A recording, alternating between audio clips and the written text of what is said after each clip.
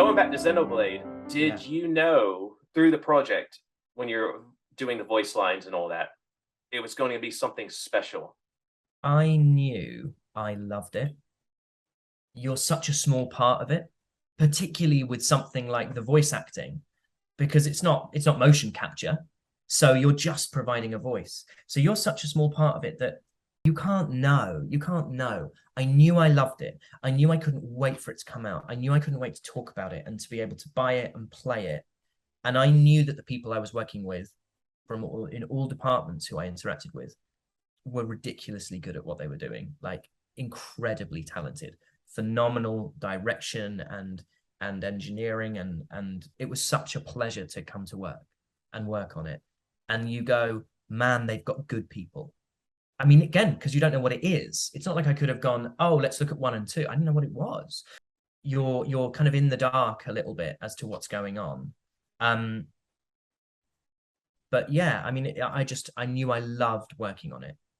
When you found out what you were working on, did you have any bit of anxiety, like how the fan base would react on you taking the lead role of Noah and whether you'd be able to do the character justice for the fans and all that? I mean, I can imagine like that weight, that burden is on your shoulders there, you know? You'd be right. Yeah. So I work with a brilliant guy who looks after all my conventions and stuff, a guy called Daniel John. And after I found out what it was, I was like, oh, I found out the name of the game I'm working on. He was like, oh, okay, cool.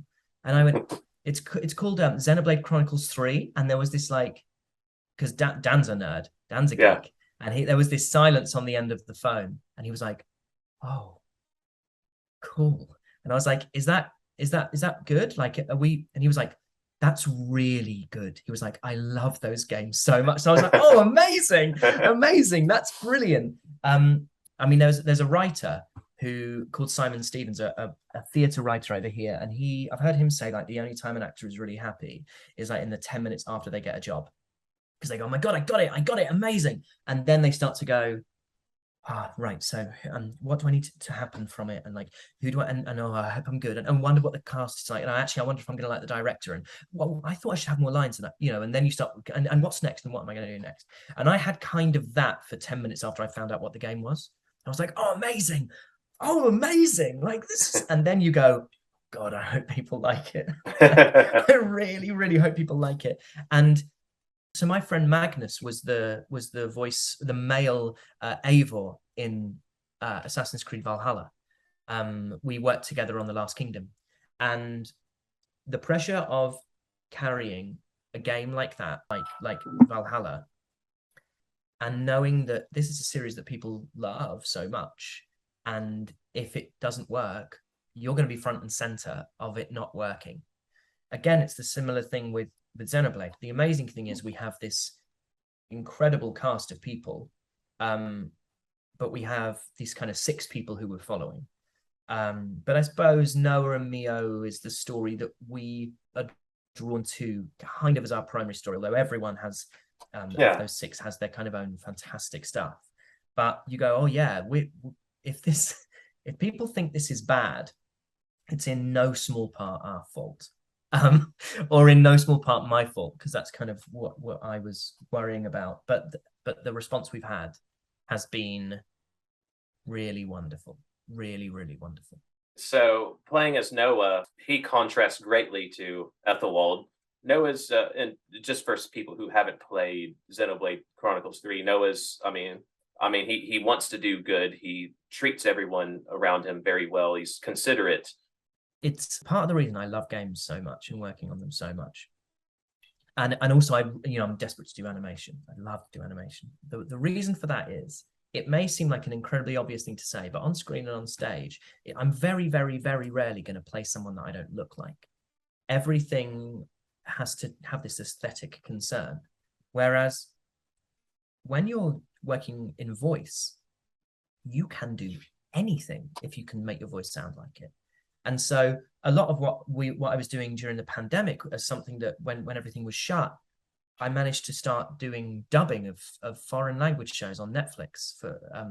So I revoiced a 6'3" French model playing a vampire in a kind of Louis XV era drama. And I revoiced like a 17-year-old German kid who started an online MDMA ecstasy selling business. And then I've never played a romantic lead. And I don't Yeah. have the aesthetics for a romantic lead. I've never played an out and out villain. And then suddenly you get into games and it's like, you can do anything. You can be the hero, you can be the villain, you can be the love interest, you can be all of these incredible things. And as an actor, you kind of do get typecast a bit. Certainly I look at the beginning of my career and I played a kind of certain type of character. As I got a little bit older, I started to change a little bit. I'd kind of play sort of troubled, brilliant, peculiar angel children who sort of saw the world in an unusual way. I did a lot of that when I was first starting. And then in the kind of most recent part of my career, I've played potentially charming arseholes has been kind of my vibe. And I love doing those parts because like with Ethelwald, holy shit, the arc you get to do, you're never just having to stand somewhere and be strong or stand somewhere and be intelligent or stand somewhere and be beautiful. You're getting to move and you're fluid and you're changing. But the flexibility you have as a voice actor is just beyond anything I've ever come across. And the ability to reinvent yourself. And I've never been the hero. And I mean, there are many heroes in this, but I'm one of the heroes. Yeah. And that is just so exciting. And being the leader, I think I think about these characters in D&D terms all the time. And so he's like, he's a cleric or a paladin. He's like lawful good. And that's fun. It's fun because it's just so different. And the whole thing starts to open up. It's wild. It's the best. I mean, before that, you had this trend of a lot of sometimes chaotic evil main characters. Yeah, totally.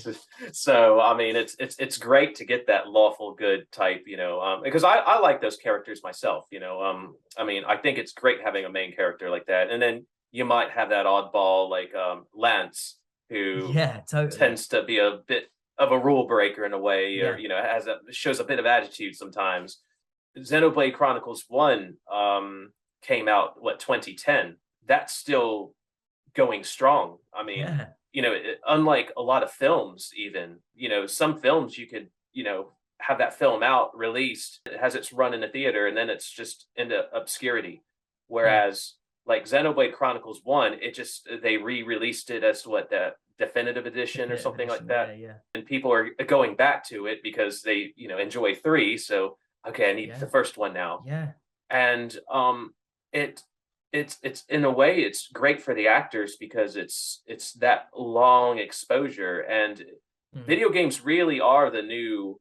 It's interactive storytelling. You're controlling the protagonist, you're pacing it along at your own, but you also can discover the world. So if you want to discover a bit of Noah and Mio or the other characters, you can do the side quest, or you can talk to everybody in the colony. Or you don't have to, and you can just do the main story. But that's the thing; it's more of an interactive. Whereas, when we watch films, we're a passive participant. I agree with this so much. I mentioned Lord of the Rings before. I think that the Lord of the Rings original trilogy, the films that Peter Jackson made, are about the best thing humanity's ever created. I think they're extraordinary. I think they're just phenomenal. And we often do a back-to-back all day, watch the Lord of the Rings, my wife and I. I say often, like a couple of times a year. You can do it too much. But as much as I watch that film, as much as I love it, and I understand, I'm never going to be Frodo. Yeah. I'm always going to watch Frodo, but I never have agency within that relationship. And when you're playing a game, you are Noah, you are Mio and Lance and Senna and Uni and Tyon. You are those people, and they do what they do because you chose it that way. My Geralt of Rivia in The Witcher 3, who is because of me, he's useless, and that's great. My Geralt is a failure, and my Geralt has a completely different path to everyone else's Geralt. Or my Noah will unfortunately probably be a failure, but he's mine. For people who don't kind of get the gaming thing, that's the extraordinary thing about it that they're missing out on. that Yeah. it only exists because you make it so. That's the wonderful thing about it, which is the D&D crossover is great gaming, whether it's tabletop or console gaming. It makes you feel like you have agency all the time. I started with Dragon Quest 1, which was Dragon Warrior in the States, Final Fantasy 1. I mean, I started at the very beginning. I still go back to some of these old games, like Dragon Quest 1. And I see other people discovering them for the first time as well. I mean, they're still going back to it, like they're going back to like Ghostbusters or something. Yeah, I mean, totally. it's timeless. And I can foresee people coming back to Xenoblade Chronicles 1, 2, and 3 over and over and over again because they're done really well. All they have to do, Nintendo has to do, is upgrade it a bit, add a few extra things later on, and they can re-release it 10 years from now. And people are going to enjoy Noah. I mean, they're going to enjoy your work in it and everyone else on the team. Xenoblade Chronicles is here to stay. So yeah, totally, it is. I mean, I hope so. I just hope that, I'm just, it's already happening. Like the thing that I keep being like, oh, I hope so, because I'm so used to being like, well, I hope it goes. It's already happening. The thing that I hoped would happen for this game is already happening. So it's just amazing. I'm getting excited just talking about, how well it did for you. So it's infectious.